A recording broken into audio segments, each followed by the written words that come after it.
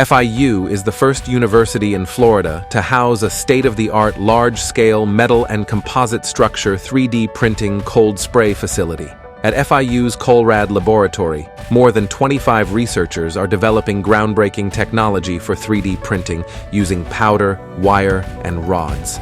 These techniques aid defense forces in the repair, design, and durability of high-performance materials. These materials are used to manufacture next-generation vehicles and munitions.